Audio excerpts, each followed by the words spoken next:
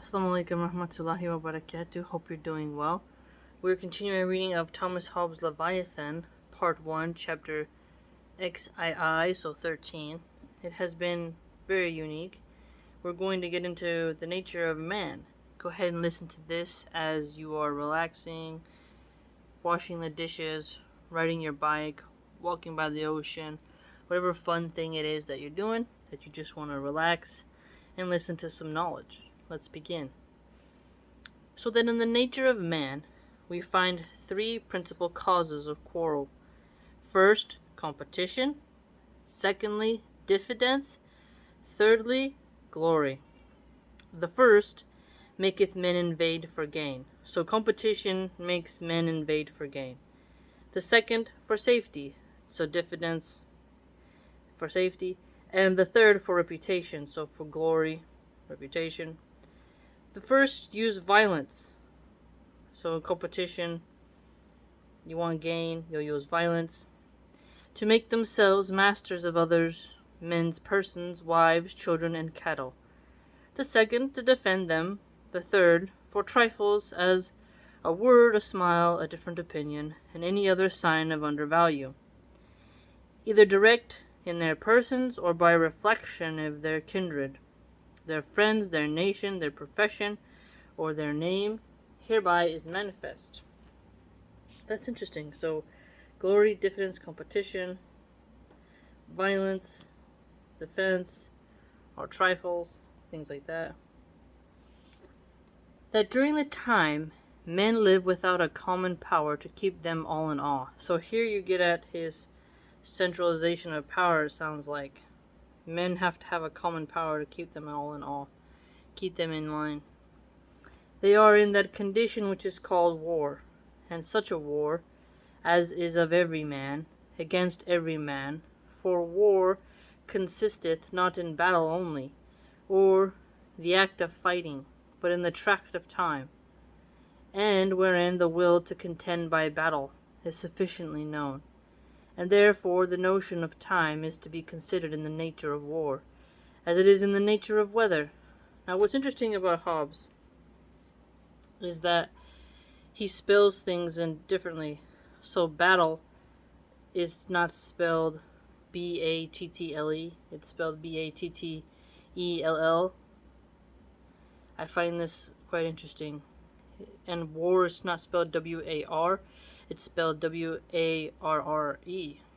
So one benefit of reading this book is that you begin to know how to read this type of English that hasn't been updated in a modern way with ease, which I think is very beneficial actually. As it is in the nature of weather. For as the nature of foul weather lieth not in a shower or two of rain, but in an inclination thereto of many days together. So like days is not spelled D-A-Y-S, it's spelled D-A-Y-E-S. So the nature of war consisteth not in actual fighting, but in the known disposition thereto. During all the time there is no assurance to the contrary, although the times is peace. Wow, okay, so every man against every man. Whew. Wow. So war isn't just battles or the act of fighting, but it also has to do with being an attractive time. Whatsoever, therefore, is consequent to a time of war, where every man is enemy to every man, the same is consequent to time, wherein men live without other security than what their own strength and their own invention shall furnish them withal. Now this is interesting. So there's a time when it's everyone against everyone, and the only security you have is in your own strength and your own invention, what you can furnish. So this really just goes to show the benefit of having gun rights. Because in a time where you have to secure your property and your family's prosperity, when people are warring and having civil strife, you need that. Or when the government oppresses you and locks you in some type of FEMA camp. In such condition there is no place for industry. That's true. So if it's war against every man, business becomes really difficult. This is why maintaining order is essential. Because the fruit thereof is uncertain. That's true. So if you're warring and it's chaos, industry comes to a halt and the benefits of the market are not as easily accessible. I think a lot of us recognize that, but those who call for war often forget the difficult strife comes with it. And consequently, no culture of the earth. Yeah, harvest, exactly. No navigation, so the ports. Nor use of the commodities that may be imported by sea, so trade. No commodious building. No instruments of moving and removing such things as require much force. No knowledge of the face of the earth. No account of time, no arts, no letters, no society. And which is worst of all, continual fear. So he's saying that when it's war against every man, there's a lot of fear in the air.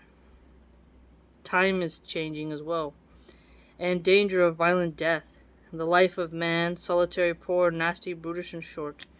This is a very famous line of his that you hear a lot from Hobbes.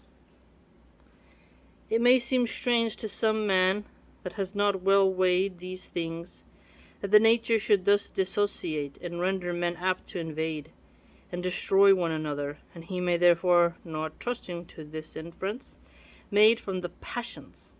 That's true, it is a passion to make them get this type of energy to invade and destroy their enemies.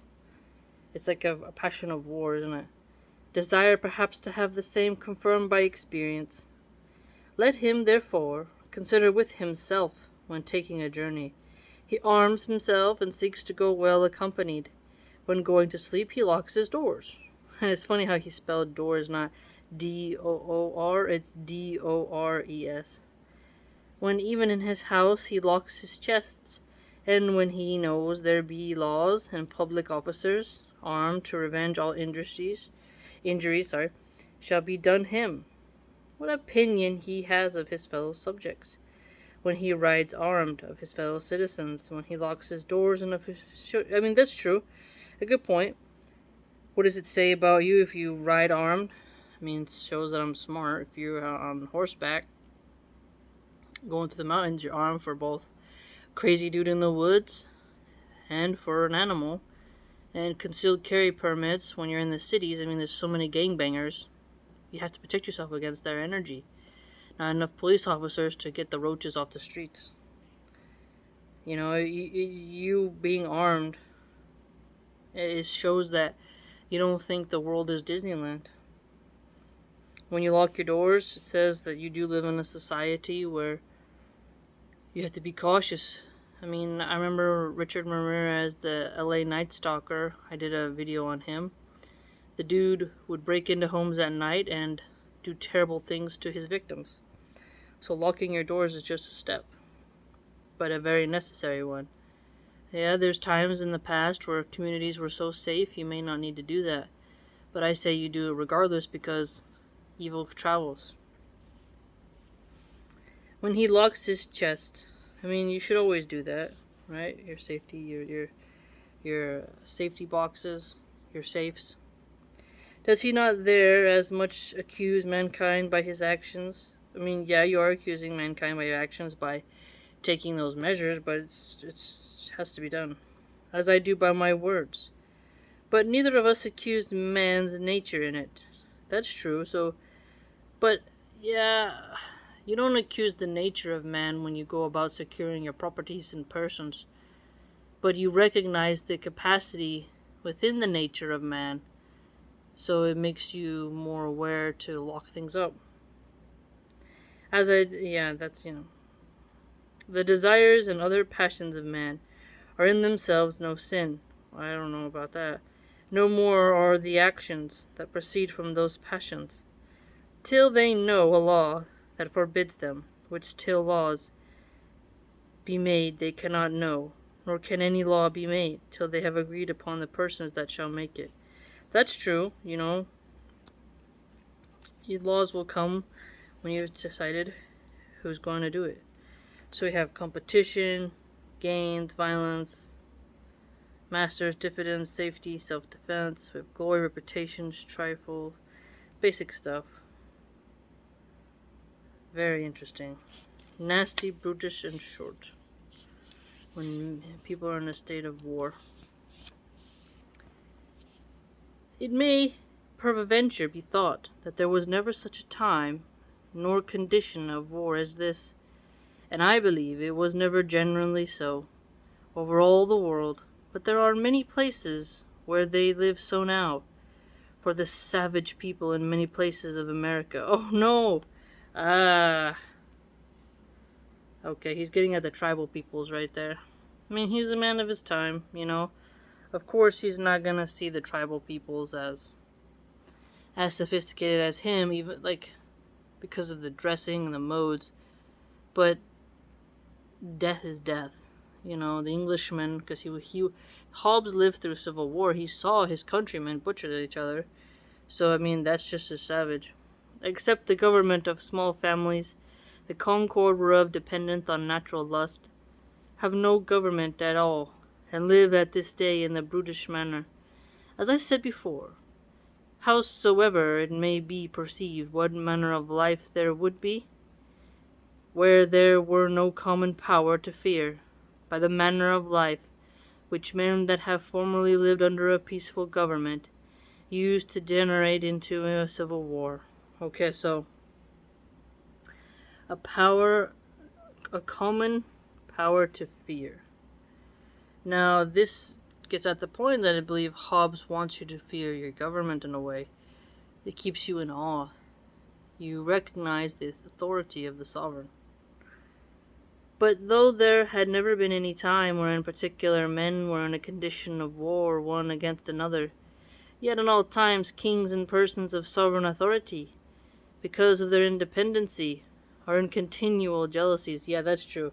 Continual jealousies is a really interesting way to put it. Persons of sovereign authority, and in the state and posture of gladiators, having their weapons pointing, and their eyes fixed on one another. Yeah, that's true. That is, their forts, garrisons, guns upon the frontiers of their kingdoms, and continual spies upon their neighbors. That's true. Continual spies upon their neighbors, so they are kind of like gladiators. They always have their weapons pointing at each other. They're kind of looking and seeing the infrastructure. Having spies everywhere in their court. It's like geopolitics, yeah. Which is a posture of war, that's true. When you're armed and you have spies and you're doing all that, it's a posture of war. Because they uphold thereby the industry of their subjects. Because they uphold thereby the industry of their subjects. So saying that if you have all these weapons and you have all this security, it allows your people to continue doing their industry, keeping your economy afloat. There does not follow from it that misery which accompanies the liberty of particular men. Fascinating. What do you think? He has a lot going on here. Central authority, so he didn't like the tribal setup. Instead, I believe he wants the sovereign. But he does recognize that the sovereigns, they have continual jealousies. But he admitted that, there's points that men have that cause them to quarrel, which was competition, diffidence, and glory. And that competition makes you invade for gain. One wants to be on top. When you have diffidence, you want to be safe. And then the third, when you want glory, you want reputation. And that when you are in competition and you invade for gain, you use violence. And you want to make yourself a master of the other person, of everything, of cattle, of all. And so for diffidence, when you want to have safety, it's to defend. So you're protecting. So sounds like offensive warfare. And with glory, you want to have a sort of good opinion about you. You want something from it, some tribute, something like that. Very fascinating. Very unique, isn't it? Times of war. Yes, and when you're in times of war, there's a lot of fear, short, no commodious building, trade gets halted. He's getting at how it really hurts your productivity as a nation. If you ever have people who don't feel they're sovereign and just go about doing whatever it is they want, that prosperity would kind of come to an end. Fascinating. I hope you enjoyed. He's very in depth with his thoughts, but it's beneficial to force your mind to go along strings of reasoning so that you can chime in and see whether you agree with him or not. By the way, if you want to join my blog, www.subscribestar.com/Milahan Archive, we have a lot of cool content we post on there, and there's always something to learn, and there's few trolls. So hopefully you can join, and I'll link to it in the comment section. And have a great week.